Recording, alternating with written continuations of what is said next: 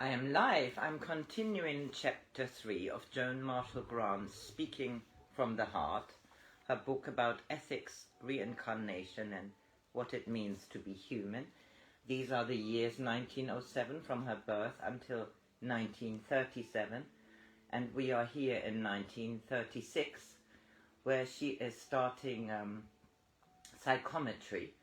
This chapter is entitled Far Memory and Winged Pharaoh, which was her first book. Today is Thursday, the 7th of August. Blue Scarab continued. King's Beaches, September 1936. First I get some scenes of temple life. My bedroom was a small room with one window high up in the wall. The bed was made of wood, the sides of which were made like Anubis, the paws being the feet of the bed. Below the window was a little shelf in the wall on which is an earthen jar, which I filled with flowers, looking at them as I leave my body, instead of upon a white wall as is usual. As I see now, the jar is filled with blue and white striped convolutes. Beside my bed is a tablet of wax on which I record what I have done away from my body with a sharpened stick. There's a little roller which can be run over the surface of the wax, preparing it for the next day.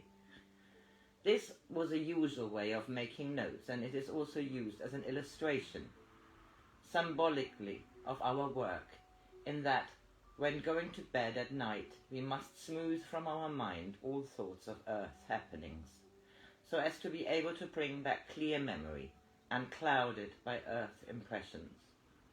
Once every moon on leaving the body,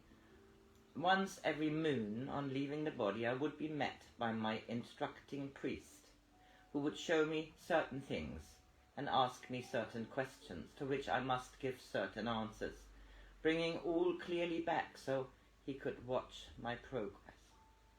This was only done every month, when it was hoped that the initiate had reached that incarnation when he could pass it into the hall of memory. There are a lot of other little scenes of temple life. There's a big swimming pool where every morning I spend an hour swimming and diving. There is a sort of handcraft I do, which is inlaying what I think must be the top of a table with ivory and pearl and lapis lazuli, which are stuck in with a black gum.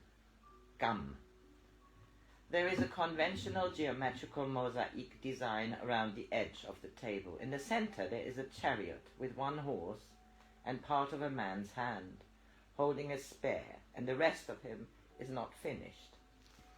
There are very lovely gardens, rather formal, with small clipped trees and stone paths and little pools, and a great profusion of flowering shrubs and vines and flowers.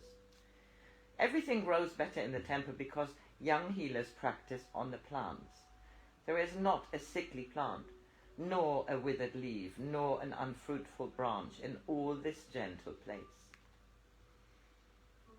Many of the seeds of these plants were brought from the old land, and my father had brought back many plants and healing herbs when he went on a long journey to the land where men stand in their own shadow, and whose skin ...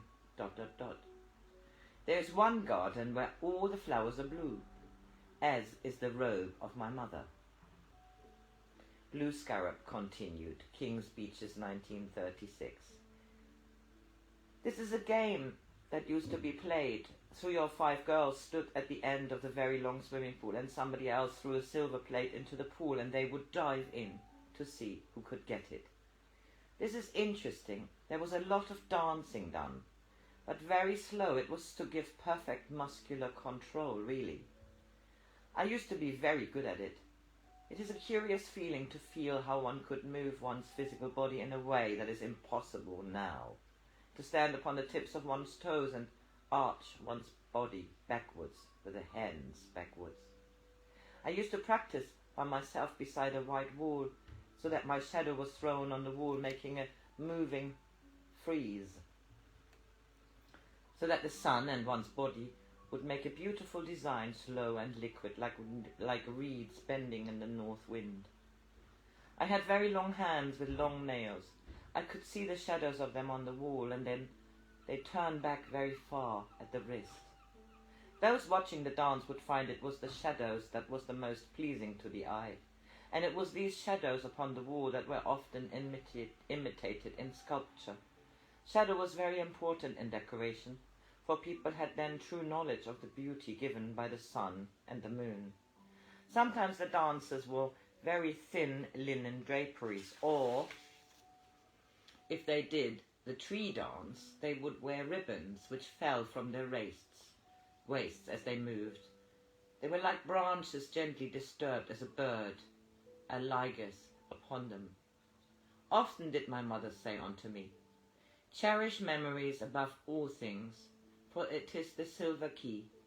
For memory of oneself stoppeth the feet straying upon a path that one has already found leadeth not to freedom.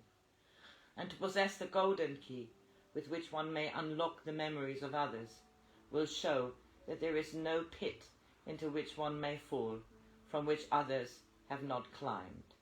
No great mountain, though it may seem too steep, that others have not conquered. Even as you must conquer no pain, which others have suffered, that has not passed, no sorrow that has not lifted the shadow of its wing, letting the sunshine dry the tears of the weeping one. And with memory you will learn humility, without which there can be no pride that is be true in memory. You will remember fear, without which there be no courage that is truly born of the understanding. With memory you will learn compassion, which is the key of strength, which is the heart of strength.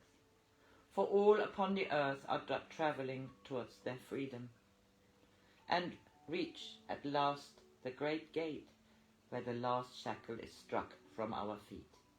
Then shall all be equal in the light of the last sunset, and the first sunrise, and the greatest priest and the poorest crippled prisoner shall be joined in the brotherhood of the gods. So I say unto you, my daughter, remember your spirit."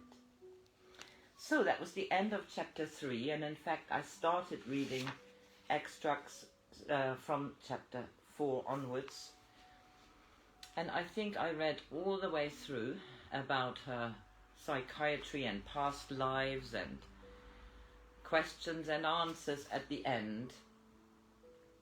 She was quite an extraordinary woman, by turns poetic, inspirational, down to earth, challenging, funny and wise. Joan Grant was never conventional, always to be relied on to think for herself and ever ready to help other people. She left important messages for us all. The editors was Nicola Bennett, Joan Grant's granddaughter, lives in the UK. Jane Lahr has enjoyed a life in publishing for 30 years. She is the co-editor of Love, a celebration in art. And Sofia Rossoff is a classical pianist and teacher who works with professional musicians, both classical and jazz. Wow, this was a wonderful book. I hope you enjoy listening to it, and have a lovely summer. It's raining cats and dogs.